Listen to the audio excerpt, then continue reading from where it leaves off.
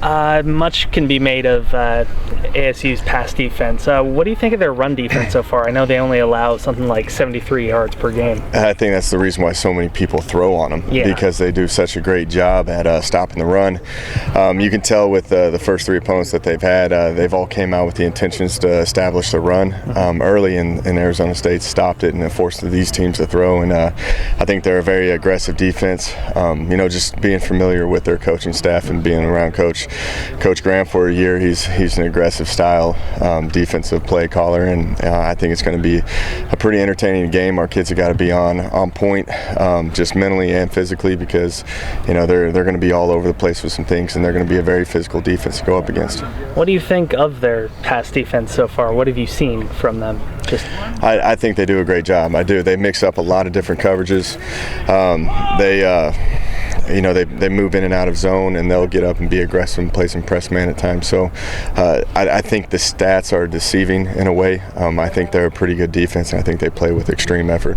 Last year they blitzed a lot, kind of as a rule. I mean, they were up to 50, 60, and they did a little bit of that against UTSA. What have you seen out of them as far as how frequently they're going to be blitzing? I think the first three opponents, from their tendencies over the past years that we've gone up against each other, they've been very aggressive in nature and blitzing all over the place, but this year they seem to be based down a little bit more than what they normally have shown.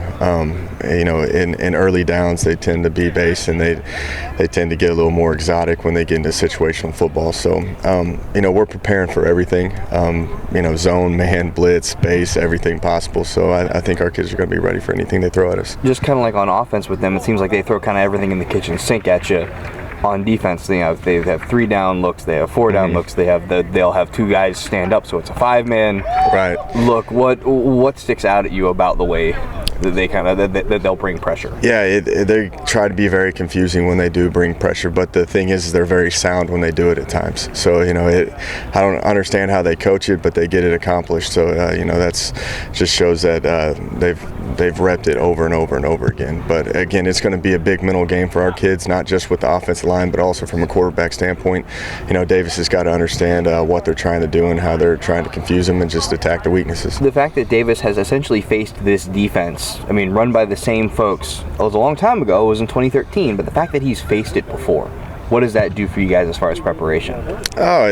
We normally stay the routine, keep the same process. We tell them each week to respect the process, and it's just kind of like you start all over each week. Sunday you get the previous game over with, and Monday you start working towards the next opponent. So the main thing is that we've glanced at that tape before, but we're really focusing on what they're doing currently right now. The fact that they're so much better at defending the run than they are the pass is some of that the function of the fact that they played Tech and they're they're facing 60 passes, or is some of it a function of the fact that they got some good guys up front? I think it's a mixture of both. I think that the 3 teams they played earlier, they throw it around a little bit more than usual. Like I was saying earlier, those 3 teams came out with the intentions of establishing the run game, and they had a lot of success stopping the run, which forced these teams to throw. And I don't really look into those stats. I think they're pretty deceiving, because I think they got a talented front. What do they do solo? Do they fit the run up well? Is just they're 3 or 4 guys up front that are, or is I think that's the reason why I think they're playing a little bit more base, because they have a lot of confidence in their front 4 and their front 6 that they're throwing out there right now. So again, I think it's going to be a very mental game. I think they take a lot of pride in getting you behind the chains and getting you into long situations where they can get into their exotic looks and get after you a little bit. So we got to keep the ball moving forward, and especially have great ball security this week. Looking at what Cochran did last week, a little bit of rust it looked like with those 2 sacks, but how has he improved this week? Oh, he's improving each day. I know Coach Jones addressed it with him, and he understands what we expect, especially as being the left tackle in this offense. And he's responded well. He's had a great week of practice, and I think he's looking forward to getting out there and playing again.